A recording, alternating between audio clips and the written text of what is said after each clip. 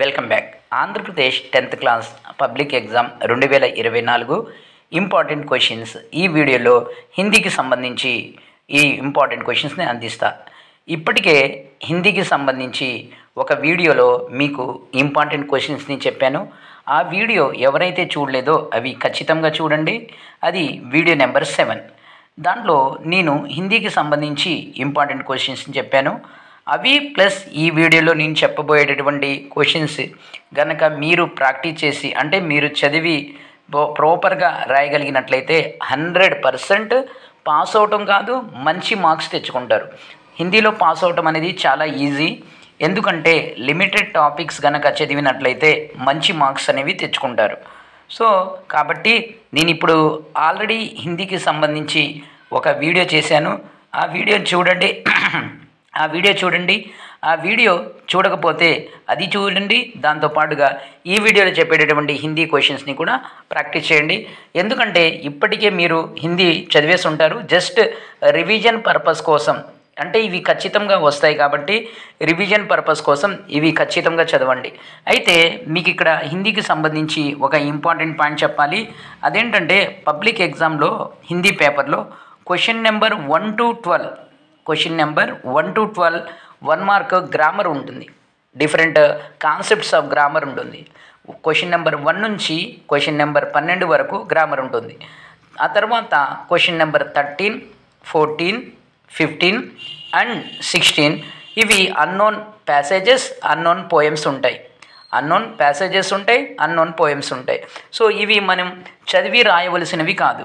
ఈ ప్యాసేజెస్ కానీ పోయమ్స్ కానీ మనం టెక్స్ట్ బుక్ నుంచి రావు కాబట్టి ఎనీహౌ ఇవి మీరు వదిలేయవచ్చు. అంటే ఎగ్జామ్లో అవి మీకు కొత్తగా కనపడతాయి. అవి చదివి దాని కింద ఇచ్చేటటువంటి క్వశ్చన్స్ని చదివి అక్కడి నుంచి ఆన్సర్ని పిక్ చేసి రాయవలసి ఉంటుంది.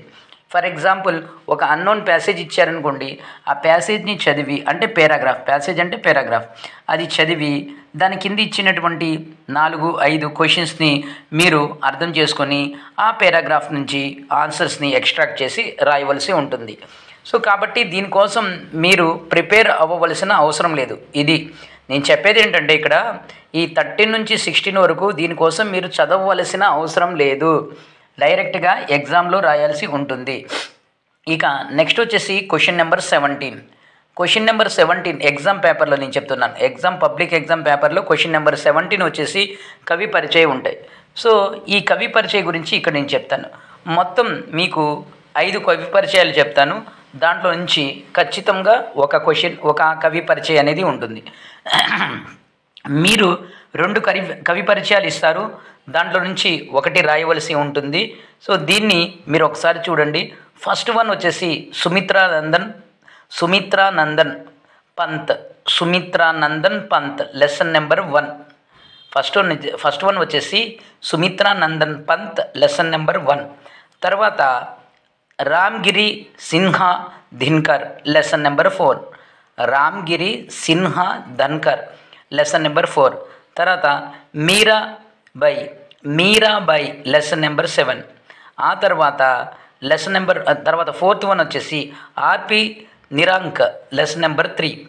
ఆ తర్వాత రైదాస్. ఈ 5 నుంచి 2 ఉంటాయి. మీరు 1 రాయవలసి ఉంటుంది. నేను 2 చదువుతానంటే ఈ 2 ఫస్ట్ వన్ వచ్చేసి సుమిత్రానందన్ పంత్ లెసన్ 1. ఆ తర్వాత రైదాస్. ఈ 2 మినిమంగా చదవండి. ఆ తర్వాత సో అలా కాదు నేను 3 చదవగలను, మినిమం 3 చెప్పండి అంటే Sumitranandan Pant lesson 1, Raidas 5th one. ఆ తర్వాత మీకు మీరాబాయి లెసన్ నెంబర్ థర్డ్లో ఉన్నటువంటి మీరాబాయి లెసన్ నెంబర్ 7. ఈ 3 కనుక చదివినట్లయితే 100% మీరు సేఫ్ జోన్లో ఉంటారు. సో అలా కాదు నేను అన్నీ చదువుతానంటే బెటర్. ఆల్రెడీ ఇవి చదివేసి ఉంటారు. మీరు ఒకసారి రివైజ్ చేసుకుంటే సరిపోతుంది. ఇది మీకు కవి పరిచయం. ఇమీడియట్లీగా మీకు మరో వీడియోలో లేఖక్ పరిచయం గురించి చెప్తాను. ఓకేనా? రైట్. ఈ వీడియోని లైక్ చేయండి, షేర్ చేయండి, సబ్స్క్రైబ్ చేసుకొని ప్రక్కనే ఉన్న బెల్ ఐకాన్ని ప్రెస్ చేస్తాం. మర్చిపోవద్దు.